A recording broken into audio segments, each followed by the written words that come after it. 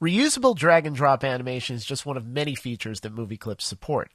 Another useful feature and staple in the design world is the use of live filters, such as drop shadows, blurs, and outer glows. We use filters on a regular basis in other graphics programs to enhance our designs. An advantage to working with movie clip symbols is they're one of two symbol types that can have Flash's live filters applied. In addition to enhancing our design, we can also incorporate filters as part of animation, since filters and their properties are tweenable. Let's take a look. To get started, go ahead and open up the GearDepot2.fla starter file. And let's go ahead and focus on our logo in the upper left-hand corner. Using your selection tool, click once on this logo. And if we look at the properties panel over on the right-hand side, we're going to see that this is actually a graphic symbol called logo. Now, graphic symbols and other raw graphic types, for instance, drawing objects or mergeable graphics, can have filters applied directly. However, if we do want to apply, for instance, a drop shadow filter to this logo, all we need to do is actually include it inside of a new movie clip symbol. That's exactly what we're going to do here. So leave this selected, go up to Modify, and choose Convert to Symbol. When the Convert to Symbol dialog box appears, let's go ahead and give this the name of Logo MC, just to differentiate this as a movie clip version of our logo. Let's set the type or leave the type set as movie clip, and let's leave the registration set to upper left and click OK. A look at our properties over on the right confirms this is now a movie clip instance, and what we're going to notice at the very bottom is we now have a filters options area. From here we can apply, tweak, and combine a number of different live filters such as drop shadows, outer glows, and more. Let's go ahead and put this to use by applying a nifty drop shadow to our logo. Go down to the bottom left-hand corner of the Filters panel shown here, and click on the Add Filter icon. This produces a pop-up menu where we can choose from a number of different available filters, such as drop shadows, blurs, glows, and so on. Go ahead and select the first option, which is the Drop Shadow filter, to apply a new drop shadow. You'll see the drop shadow is applied on the left using the default settings, and now we can see and actually modify all of the different properties for our new drop shadow. Let's take a look at some of these properties and how they can be adjusted. At the very top, we're going to see the blur strength for both X and Y, or horizontal and vertical. You can actually set these to two unique values, but for the sake of simplicity, let's go ahead and keep these the same value. We're going to leave these set to 5 pixels, which is the default. Directly below, we have the strength of the shadow. You can almost think of this as analogous to the opacity of the shadow. The lower the strength, the more subtle the shadow is, and the higher, the more apparent it is. Let's go ahead, click and drag to the left over the 100% value, and let's bring that down to 75%. Now, directly below, you're going to notice a quality drop-down menu. Go ahead and click on this, and you'll see that you can actually set the quality for this filter for low, medium, or high. This is somewhat unusual because most graphics applications that utilize filters don't give us a choice. The filters are usually rendered at the highest quality possible. In this case, however, Flash Live filters are rendered real-time by the Flash player. This can actually make them quite processor intensive.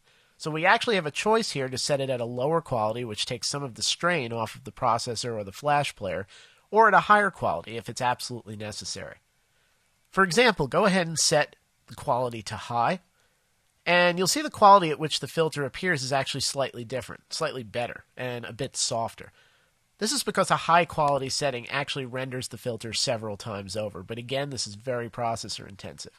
So unless it makes a huge aesthetic difference, what you're going to want to do is actually leave this set to a somewhat lower setting.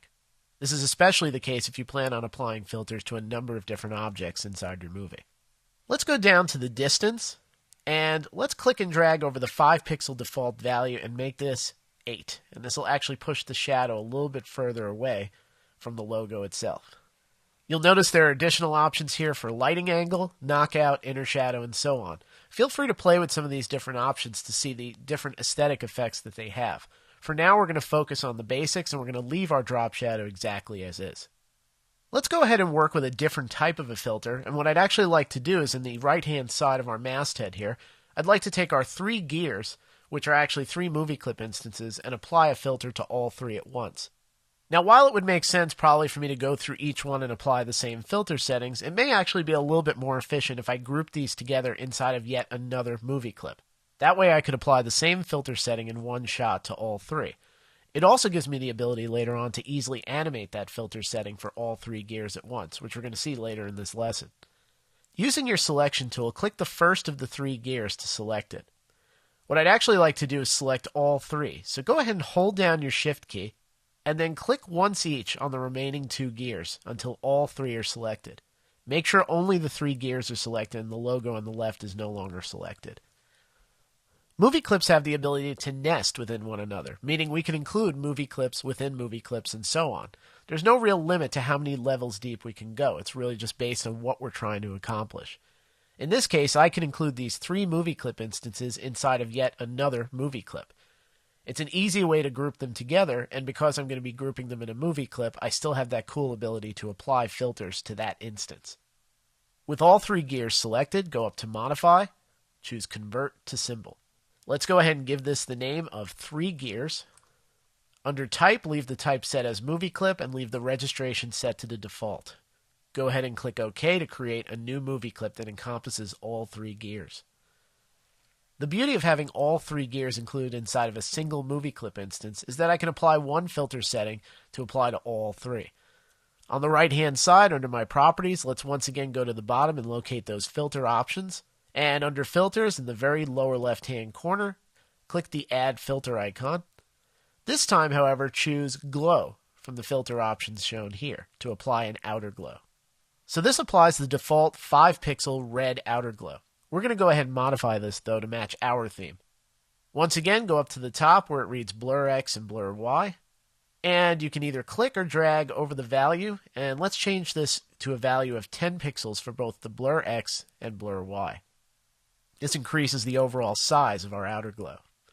Leave the strength set to 100%, and go down to the color chip and click on this color to change the actual glow color. For the sake of this example, go ahead and choose the yellow swatch shown on the far left side of the swatches panel that appears. So this applies a pretty cool outer glow effect to our gears. So we've actually seen how we can create some really great aesthetic effects using these live filters. Now again, one of the strengths of using live filters in Flash is the ability to tween these filters. Let's say I want to actually have this glow pulse on and off on top of my gears. I can include this inside of a new animation and I can tween the properties of this glow real time. To animate my outer glow, I can either do this on the main timeline, or what makes a little bit more sense is to include that animation and yet inside of another movie clip. Now, why would we take this approach as opposed to animating on the main timeline? Well, right now our main timeline actually is 1 frame, and it keeps it kind of tidy that way. In this case, even though we may not reuse this particular animation more than once inside of our movie, including it inside of its own movie clip actually is a nice organizational mechanism that we can use.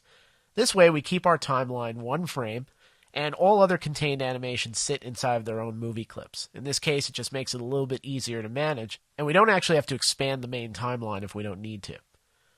So for this purpose, what we're going to do is we're going to leave our gears selected, and we're going to include the gears with their outer glow inside of yet another movie clip. This movie clip will contain the animation of the outer glow coming on and off. With the gears selected, go up to Modify and choose Convert to Symbol. Go ahead and give this new movie clip the name of Gear Glow Animation. Leave the typeset as movie clip, and again leave the registration set to the default, and click OK. So now our 3 gears and their outer glow are encased inside of yet another movie clip. So what we can do is actually go inside of our new movie clip, and on its timeline we can animate the outer glow coming on and off. Go ahead and double click directly on the new movie clip symbol. If you look in the upper left hand corner, the breadcrumb navigation here should read Scene 1 Gear Glow Animation. This lets us know that we're editing the Gear Glow Animation movie clip and we're looking at its timeline in the timeline panel on the bottom. So essentially what we're doing here is we're tweening our 3 gears movie clip, and specifically we're going to be tweening the glow settings that we see on the right hand side under our properties.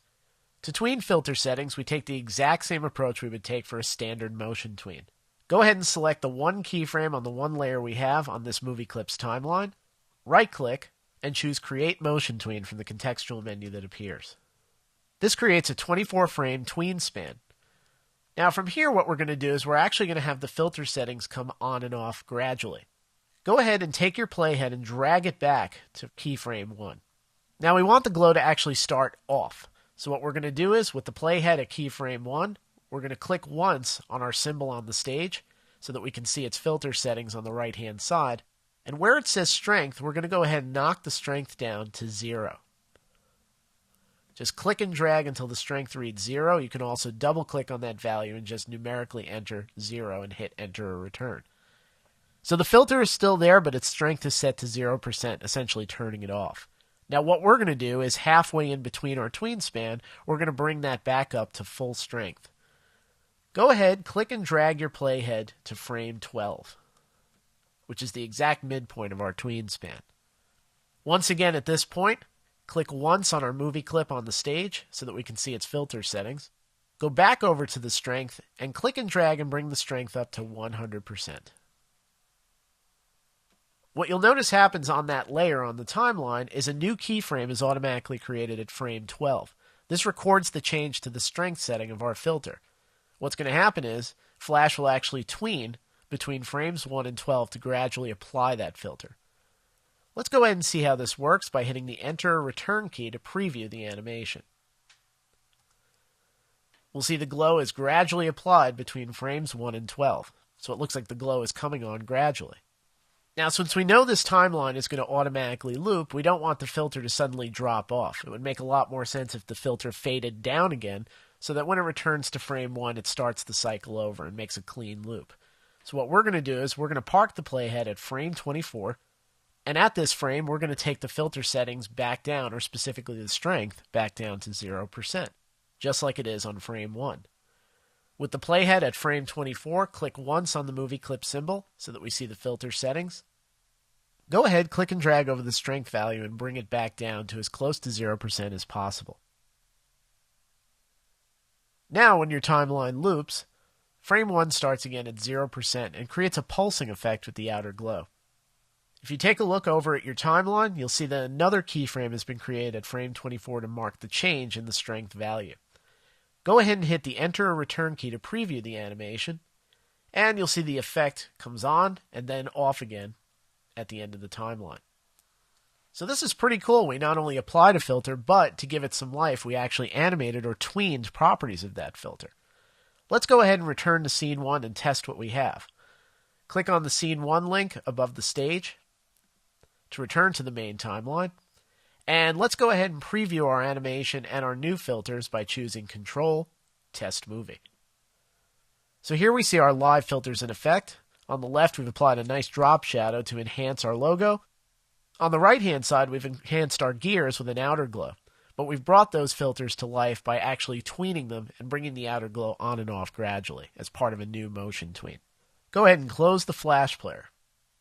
So as we see here, Flash CS4 comes with a number of high-quality live filters. We can apply these filters to static graphics on the stage.